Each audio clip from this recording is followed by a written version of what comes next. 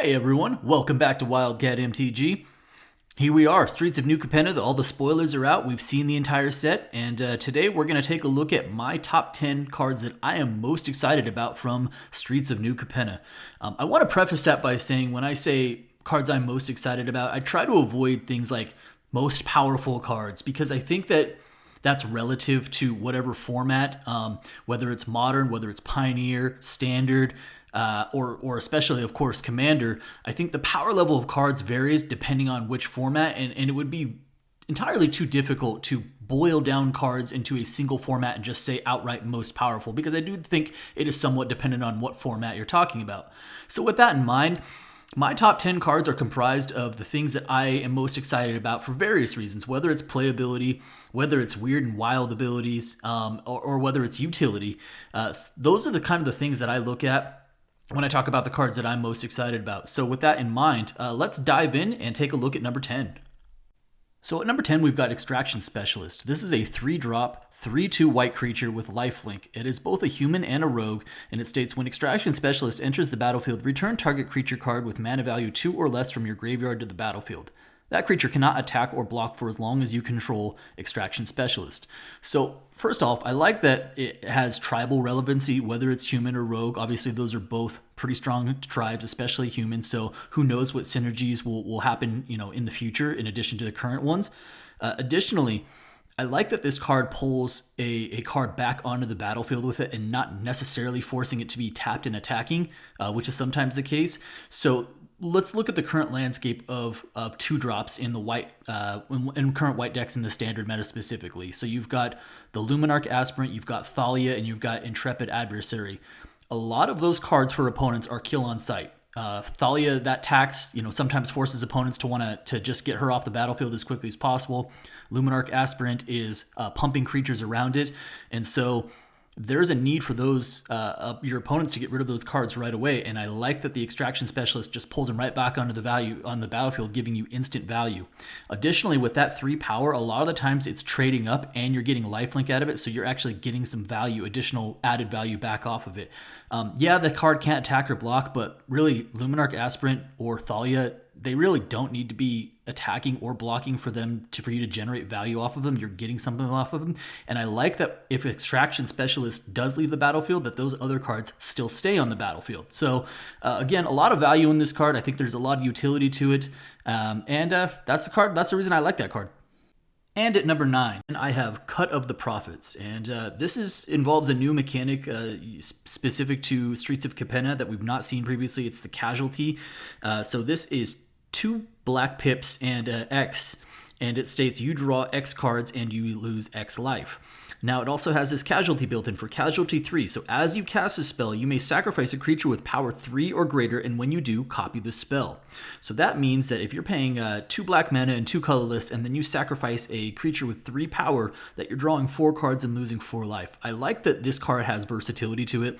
If if you have a ton of mana, then maybe you don't need to worry about the Casualty. If you're a little bit more limited on your resources, i.e. mana, but you have a couple of creatures to spare, then maybe you can do away with one of them, giving you added generated value off of this particular card.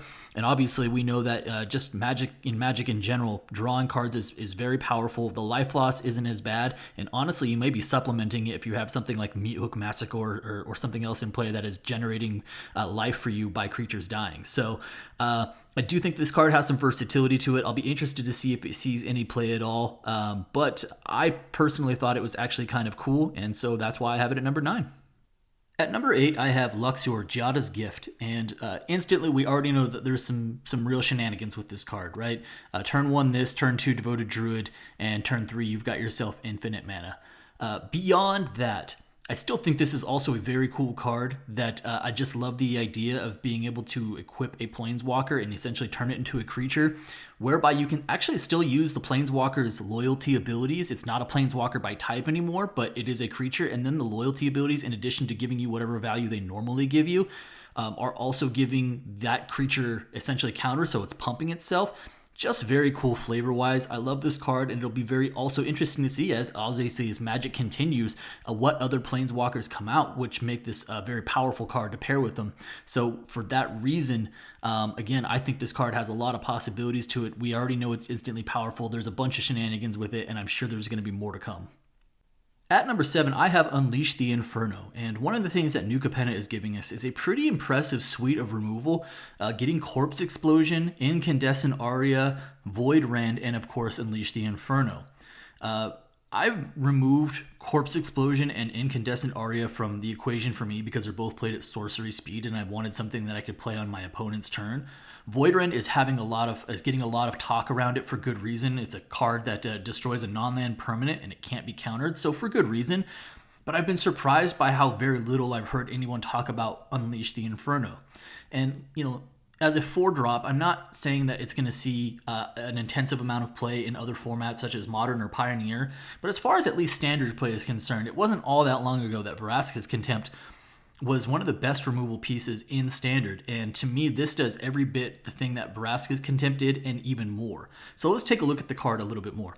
Unleash the Inferno deals 7 damage to target creature or planeswalker. When it deals excess damage this way, destroy target artifact or enchantment an opponent controls with mana value less than or equal to the amount of excess damage. This is basically taking any planeswalker off the board. This is basically taking any creature off the board in Standard right now. And on top of that, it's probably giving you some extra value. So there are a lot of enchantment creatures running around. So you could destroy a creature and then an enchantment that is also a creature. If you're talking about getting something back and doing some trades, maybe you're taking a Brutal Cathar off the field and getting your creature back, and then additionally taking a Portable Hole out and getting a second creature out. To me, this card at instant speed has all the possibilities of really giving you some serious advantage in blowing out your opponent. And that's one of the reasons I think this card is kind of underappreciated and under-talked about right now. But we'll see what shakes out and we'll see how it plays out. Next up at number 6, I have Rabble Rousing. Rabble Rousing is a 5-drop white enchantment, and it comes with a hideaway mechanic. The hideaway mechanic we have seen previously dating all the way back to lore when there was a cycle of lands that all had hideaway on them. This time we actually see it in the form of enchantment. And Hideaway says, whenever this enchantment enters the battlefield, look at the top blank cards of your library, in this case Hideaway 5. So look at the top 5 cards of your library, exile one of them face down, and put the rest on the bottom in a random order. That is kind of the payoff for this particular card cycle, but when I looked around at the rest of the enchantments that all had Hideaway, I was largely unimpressed with what the actual card did, not just the payoff for the Hideaway. And I think that in order to slot this into a deck, the actual card itself has to be generating value for you, and it's the Hideaway that should sort of be the big payoff. But if you're not getting anything back off of what the actual card does, then it's less useful. But when I look at this particular card, whenever you attack with one or more creatures, create that many 1/1 green and white citizen creatures. Then if you control 10 or more creatures, you may play the exiled card without paying its mana cost. So to me, this is generating value in a couple different ways. A lot of the times when you're swinging out and you're trying to, alpha strike your opponent, one of the things you have to be concerned about is if they can survive it, can they crack back and win? If you are swinging out with multiple creatures in this manner, you're then generating possibly multiple chump blockers, which I think is really valuable, allowing you to stay on the aggressive because you're generating some additional defense that you're leaving behind, allowing you, again, that ability to continue to stay aggressive. I'm not sure that the 10 creatures is going to be relevant. I mean, it might end up, I don't know what you're flipping over to get a game winner there, but just the enchantment itself is continuing to do work, and for that, I think that it actually does have genuine value, and I'm actually pretty excited to be able to play with this card as well. And at number 5, I have Giada, Font of Hope. And admittedly, when I first looked at this card, I was kind of like, okay, whatever, another angel card, cool.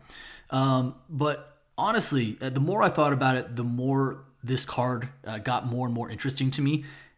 Angel Tribal has been a thing forever, right? But a lot of those cards, a lot of those decks don't really get off the ground because angels typically don't start getting really strong until your 3rd, 4th, and 5th drops. But your first couple of turns are really critical turns in any game of Magic. And if you're not doing a whole lot on those turns because you don't really have any synergies to go along with what your deck is trying to do, that's a problem. And that's traditionally been a problem for angels decks, in my opinion. Giada fills a huge void here at the two mana value category because She comes in as a grizzly bear, right? 2 for a 2/2, but on top of that, she's got evasion, she's got vigilance. So on turn 3, she can start getting in for damage, and she's not even tapping to do it. And the significance of that is that her other ability is this. Each other angel creature you control enters the battlefield with an additional +1/+1 counter on it for each angel you already control. And you can tap it to get white mana that you can only spend to cast on an angel spell. So on turn 3, she allows you to start getting in for damage instantaneously and then either ramping or dropping into at least another angel creature, at which point all your other angels start coming in with additional counters on them for each other angel, making her a very, very powerful 2-drop for a tribe that desperately needed that slot to be a little bit more productive. So I actually think this is a very cool card. Honestly, it kind of slots in just perfectly for that tribe, and it'll be very interesting to see if that gives that particular tribe some momentum going forward. All right, next up at number 4, I have Rygo Streetwise Mentor. And Rygo is a 3-drop 2/2 cat citizen that comes in the Bant colors. He comes with a shield counter on him, and shield counter is new to Streets of New Capenna, and it says that if a creature would be dealt damage or destroyed, remove a shield counter from it instead. So right away, I think that the shield counter is possibly a very, very powerful mechanic. I think that adding that layer of resiliency to creatures really does add some different strategies. Having a board full of shield counters and then board wiping allows your creatures to stay on the battlefield while you're saying goodbye to your opponents. That instantaneously gives Rygo a little bit of street credit to go with his streetwise. Additionally, Rygo is doing something that is obviously very important, that is helping you draw cards. So whenever you attack a player or planeswalker with 1 or more creatures with power 1 or less, draw a card.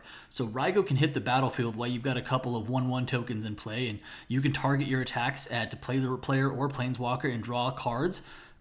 Instantly give you some additional added value, some replacement value. I think Rygo is actually really cool. I'll be interested to see if he sees any commander play, but just enjoy him in general.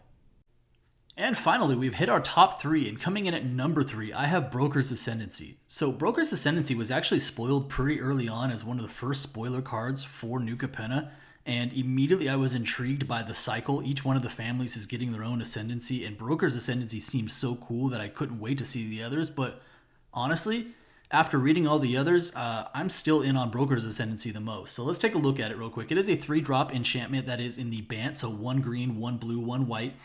And it says, at the beginning of your end step, put a +1/+1 counter on each creature you control and a loyalty counter on each planeswalker you control. One of the things I immediately love about this card is that it's passive. And what I mean by that is you don't have to do anything. As soon as you play it, once it hits the battlefield, it's just doing its own thing. You don't have to dump additional mana into it. And being able to pump your creatures at the end of the turn it comes into play, it has immediate payoff for it. But more excellent is that it also adds loyalty to your planeswalkers.